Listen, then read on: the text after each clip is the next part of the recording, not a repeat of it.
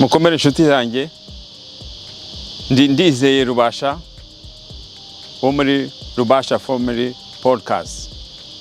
Ndagira ngo mbasabe mukomeze kunkurikira kuri social media zacu. The Rubasha Family Podcast on YouTube, Instagram, TikTok and Facebook. Undi rero uyu munsi wo gukomeza ikiganiro cyanjye. Ikiganiro nise inspiring no kumotivating. Inshuti yanjye ni ukuganira namwe nkurikije experience yanjye y'ubuzima. Uno munsi ndagira ngo tuganire ikintu cy'ingenzi cyane, ikintu gikubiyemo kigiye gukubira muri izi nyigisho zanjye tugiye guhora tugezanyaho. Kandi impamvu tugirana iki kiganiro no kugira ngo ukomeze kubashishikariza no kumeza kubatera inkunga mu buzima bwanyu bwa buri munsi. Inkunga irakenewe kuri buri muntu, ku kintu umuntu akora cye mu buzima ye, mu mikorere ye, mu gucunga famiye no mu gucunga umuryango. Izi nkunga zirakenewe cyane kuko urabona abandi bantu hanze barabyize. Izi nkunga bazitangira kera cyane. Umuntu nizeho yatangiye kwigisha mu 1900. Urumva ko rero izi guterana inkunga muri ibi biganiro, muri kuvuga bya experience bigira impinduka ku buzima bwa buri muntu, kuko biratandukanye iyo wagize amahirwe yo kugira ngo ukurikire abandi bafite izo nyigisho. Kubimenya ni ibanga ry'ubuzima, kumenya gukurikira izo nyigisho z'abandi, kumenya kumva experience zayo bakoze birafasha cyane. Ugasanga rero nicyo kintu cyiza muri iki gihe abantu bakoze gushyiraho izo social media. Nk'ubu ndahagaze hano di Sydney, Australia, beautiful city, urabona ukuntu hameze, kandi nkaba mpagaze aha kugira ngo mbagezeho message aho hose muri, kandi n'amasaha atandukanye ku isi hose. Uno munsi rero ndagira ngo tuganire ikintu kimwe cy'ingenzi duhora tuvuga ariko rimwe na rimwe umuntu atagitekerezaho cyane. Nk'ubu iyo umuntu akubajije wowe ni muntu ki, ubisubiza gute? Who are you? Iyo umuntu akubajije gutyo icyo gisubizo ugisubiza gute? Ibisubizo ni byinshi kandi nta igisubizo cyose kiba ari ukuri, kuko kiba kivuye mu gitekerezo cyawe. Ariko hari ikintu nshaka kugira ngo tumenye naho ngaho tugira gute utandukanye uri we wowe n'icyo ukora. Twakomezaga kubihuza, icyo ukora ugashaka ukitira ko ari wowe ari cyo uricyo. Oya, biratandukanye. Icyo ukora ni service uha abantu. Yes, icyo wize nabwo nicyo wize kugira ngo kizagufashe gutanga izo service. Guha abantu service ntabwo bivuga ko ari wowe, kuko ushobora guhinduka ukagira nyinshi. Bivuga rero ko uwo ari we ugomba kumenya ubuzima bwawe uwo ari we biturukije nuko wiyumvamo mu bitekerezo byawe no mu myumvire yawe. Yes, kuko ubuzima bwawe ufite, ubuzima bw'abantu bose duhari, aho bushingiye, aho butandukanye n'ubw'izindi nyamaswa n'ubw'ibindi birema, nuko twebwe dufite mind yacu, dufite ibitekerezo byacu. Naho ibindi byose umuntu afite wabisanga mu nyamaswa zose izarizo zose. Ariko gift Imana yaduhaye yo kuvuga no kugira mind n'ibitekerezo, icyo nicyo kintu ubona kitugize. Bivuga rero ko ibintu byawe byose aho ushingiye hose ku buzima bwawe bwa buri munsi bituruka mu bitekerezo byawe, bituruka muri mind yawe. Ikintu cyose ukora, ikintu cyose utekereje gukora kiba kivuye muri mind yawe, ariho cyerekana icyo ugiye kuba uriwe. Urumva uri umuntu, uri umwana w'Imana. Ngiye mvuze nti uri umwana w'Imana, bivuga ko hari ikintu cyaremye ibintu byose tutazi. Icyo kintu rero cyaremye ibintu byose tutazi nicyo kintu kiba muri wowe kugira ngo ubuzima bwawe bubeho, kugira ngo ubuzima bwawe bubeho, kugira ngo amaraso yawe function, kugira ngo umutima wawe ute tekinoloji irimo imbere mu buzima bwawe nta wundi muntu washobora kuyikora. Niyo Mana rero, niyo mpamvu iyo utembera wumva koko ari wowe Mana, wumva mu mubiri wawe uko uhagaze ko waremwe n'Imana, ukaba ari iyo Mana wowe utembera uganira n'abantu. Icyo ukora cyose ukigera, icyo kubaka cyose, icyo wubaka cyose kiba kivuye muri wowe. Ibyo ubona wakoze ibikura ahandi hose ni wowe biba bivuye kuri wowe, kuko niwe Mana kandi biba bivuye mu bwonko bwawe. Ikintu tugomba gutekerezaho cyane, kuko nabagaho ntazi impamvu, ukabuza impamvu ariko ntubitekerezeho cyane, ntumenye ko igituma cyose uzinduka ukora ibyo ukora byose ari Imana ikurimo. Imana iri kumwe nawe, urayirota, umuhamuvuga niyo uryamye, iyo ugenda, aho uri hose, iyo Mana yawe ibikuriho. Iyo maze kumenya ko Imana iba muri wowe, iyo umaze kumenya ko ibyo ugeraho byose biba bivuye muri mind yawe, byatumwe n'Imana yawe, nta handi Imana ivuganira n'umuntu, ni muri mind yawe. Kuko urabyuka, icyo ugeraho cyaba ari icyiza cyaba ari n'ikibi, kiba kivuye muri mind yawe, kiba kivuye mu bwonko bwawe, kiba kivuye mu uriwe. Kuko uri umuntu kandi waremwe n'Imana, bita umwana w'Imana. Imana iba muri twebwe rero.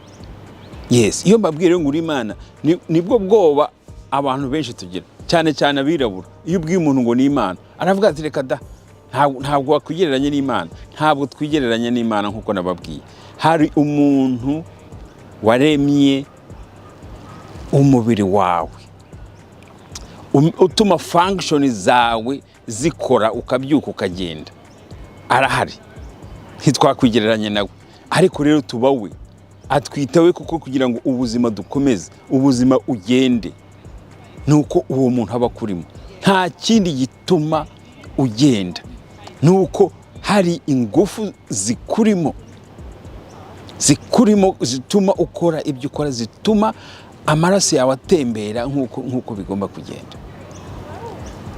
Iki rero kiguha ingufu zawe, niyo inspiration, motivation, kumva ko icyo ukora kigomba kuva muri wowe, kumva icyo ugezeho kivuye muri wowe, kumva icyo ushaka kongera kugeraho mu bundi buzima bwawe cyose kivuye muri wowe. Ibibazo byose ugira bituruka kuri wowe. Uzakomeza kuganira nawe, wemere ko ikikubayeho cyose aba ari wowe ukiteye. Numara kwemera icyo kintu ko ikibaye cyose ari wowe ukitera, nta yindi mbogamizi uzongera kugira n'abantu, nta kindi kibazo wongera kugira n'abantu, kuko wumva ko responsibility zose ari wowe zireba. Ari ikibi n'icyiza kiva muri wowe. Kandi ubuzima nuko bumeze, icyiza n'ikibi bihora biri kumwe. Icyiza kiraza, ikibi kikaza, kandi cyose kikarangira. Nuko ubuzima bugenda. Iyo umaze kumenya ko wowe wumva ko ari we Mana, umenye ko ikintu cyose kiva kuturutse kose. Ikindi, ugira umutima utuje. Ugira umutima utuje kubikubayeho byose, ukabyakira kandi uzi yuko bigomba kurangira, bigomba kongera ukagumaho mu buzima bumeze uko bumeze, kuko nta kintu kikubaho kizanakubaho kitarabaho ku bandi bantu ku isi. Ntacyo. Isi irahari, isi Imana yararemye iraha, ibibayeho byose ni bimwe, nta kindi kintu uzabona kindi gitandukanye kizaba ku bandi nkuko kitakubayeho. Niyo mpamvu twagize dukura dufite ubwoba. Ufite ubwoba ko ikintu kigiye kubaho, ufite ubwoba ko utaramuka. Ibyo bigomba kurangira, kuko ubwo bwoba nibwo butuma mu mubiri wawe utumva unezerewe, utumviye wishimye, kubera ko mu bwonko bwawe harimo ubwoba gusa. Ubwo bwoba bugomba kuvaho, ukizera wowe ibyo ukora bya buri munsi, ukizera ko abo ugiye gukorana nabo ufite umutima mwiza wo gukorana nabo, ukagenda wizo mugiye gukorana, uwo mugiye kuvugana, ubaye inshuti yawe. Ni wowe ugomba gucunga umuntu wawe, ugomba kukubera ikintu cyiza. Iyi inshuti yawe ikubereye imbi, ntukajye urakara kuko niwe uba wayishatse. yes ni wowe uba wayishatse. Iyo ushaka ikintu cyiza, wumva ushaka ikintu kizakubaho, uragerageza ukakiga ukareba kugira ngo ugire icyo ushaka. Naho iyo upfuye gufata gusa, iyo kikubayeho rero ukavuga uti uyu muntu nari nzi ko ari inshuti yanjye, none rebe ibi nankoreye, ubwo rero nyine ni wowe utarabanje kureba koko ko uwo muntu yari akwiye kuba inshuti yawe. Yes, icyo nicyo kintu ugomba kwireba. Yes, nturenganye undi muntu, nturenganye umuntu uhaye amafaranga ngo akayakwambura utabanje gutekereza koko niba koko uyu muntu agomba kukwishyura se cyangwa niba atanayaguhaye. Ibyo ntibikajye biguteza umujinya, ntibikajye biguteza ikindi kintu, ujye uvuga uti amakosa ni ayanjye. Iyo umenye gutya ku kintu cyose amakosa ari ayawe, ubutaha ntabwo wongera. Iyi ni experience y'ubuzima, ni experience y'ubuzima ituma ikintu cyose wumva ko imyumvire yawe yose ariyo iteza ubuzima bwawe bwose. Nuko bimeze. Nge iyo nkwigishije inyigisho zanjye uragerageza ni practical. Nuko ubikora ukareba ko ibyo nkubwiye ko ari byo, noneho wowe ukabyemera. Ibi ntabwo ari bya bindi bivuga ngo kwizera ibintu utazi. No, ibi ngibi ubu practical yanjye, ibyo nkubwira urabikora ukareba, wemere ko wowe ari Imana, wumve ko ari Imana, ugende mu buzima bwawe wumva ko ari Imana. Icyo utekereza, ikikuri mu bwonko bwawe, umenye ko ari Imana iguhaye, utekereze kugikora, ari icyiza ari n'ikibi. Kuko ikintu cyose ujya gukora, Imana yawe banze kakubwira, ikagusobanurira. Iyo ari kibi irakubwira ko ari kibi, niyo ari cyiza irakubwira ko ari cyiza. Ninde uhitamo icyo akora? Ni wowe. Aho niho ubwo bubasha bwawe rero buri. Aho niho rero ureba decision yawe ukavuga uti nibi nabikoze. Icyo ukoze aho kikujyanye nyine nibyo uracyemera kuko kiba kivuye muri wowe. Imana buri gihe ibintu bibiri, icyiza n'ikibi, ni wowe ugomba kuvugana nawe ubwawe, ni wowe ugomba kumenya. Yes, twese nuko bimera. Ntukagire umuntu kandi uwo ari we wese ukora igitekerezo ukagira ikintu ukavuga uti Mana yanjye mbikoreye iki. Iyo Mana yawe ni yindi iba yakubwiye, iba yavuganye nawe. Nta kintu ukora, nta hantu genda itakuriho. Aho uhagaze nk'ubu navuganye nayo nshaka kuza ahantu recordinga izi nyigisho zanjye tukavugana, hose natembera njya hambere mbona hatari meza nza hano, urumva, kugira ngo niyo mpamvu buri gihe mba nshaka hano hanze hasasuye tuganire, kuko ubu ni ubuzima bwacu. Iki ni ikiganiro cyane ngomba gukomeza kubagezaho. Tugomba kwigishanya, tugomba ku inspiringa no kumotivating. Nuko tugomba kuganira tukagira n'ibitekerezo birambuye.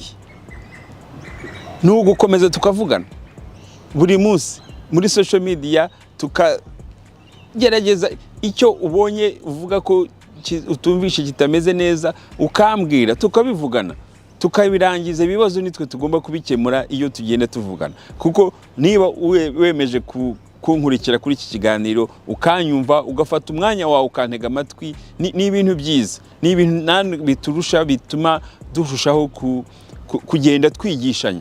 Ubuzima ni ukwigishanya, ubuzima ni ukwiga. Uricara ukiga kandi ukiga ku nshuti n'abavandimwe. Nshuti zanjye rero, uyu munsi kandi murakoze.